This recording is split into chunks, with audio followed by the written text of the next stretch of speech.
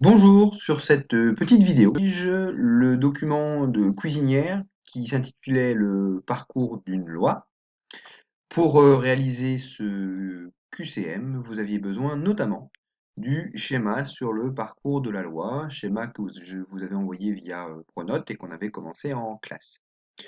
Première question, la souveraineté vient du peuple, c'est ce que l'on peut appeler la démocratie. La démocratie, donc je coche, le mot démocratie est composé de deux mots grecs, démos et kratos. Démos voulant dire le peuple, kratos le pouvoir. La démocratie, le pouvoir vient du peuple.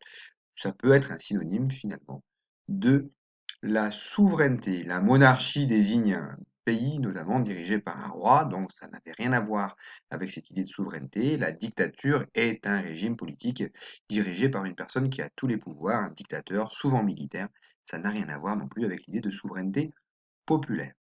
Deuxième question, ce principe de souveraineté populaire a été mis en France en place en 1789, au moment de la Révolution française, au moment notamment où on va passer d'une monarchie absolue de droit divin, donc dans lequel le roi a tous les pouvoirs venant de Dieu, à une monarchie constitutionnelle, une monarchie parlementaire où le roi doit partager son pouvoir avec des représentants qui sont élus par le peuple.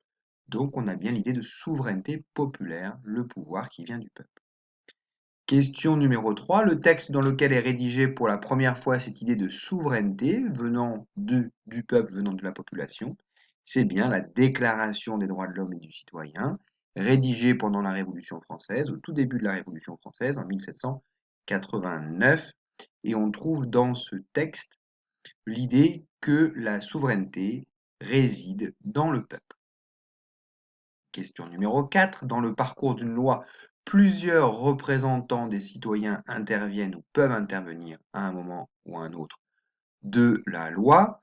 Bien évidemment, on a souvent au début de la loi les députés, les sénateurs qui peuvent proposer une loi, puis qui vont discuter, débattre, voter la loi, des ministres qui peuvent proposer un projet de loi et qui vont également intervenir avec les députés et les sénateurs, et le président de la République à la fin du processus qui signe la loi.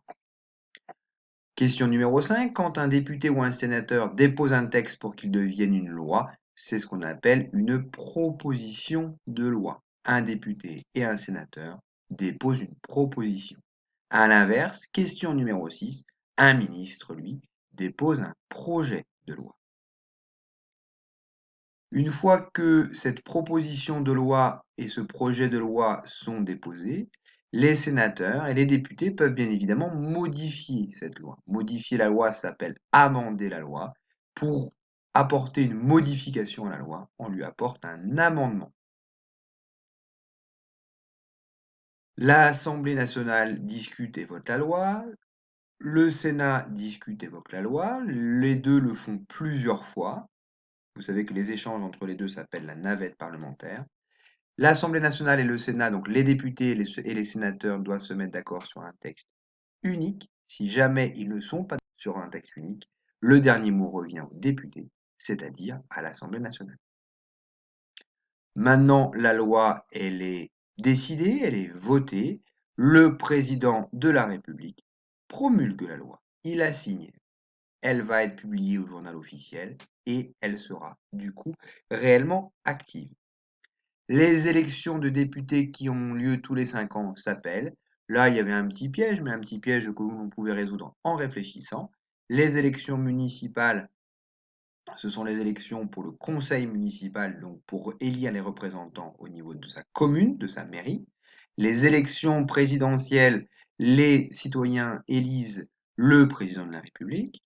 Donc c'est pour les élections législatives que les citoyens vont élire les personnes qui vont avoir le pouvoir de faire la loi, ce qu'on appelle le pouvoir législatif.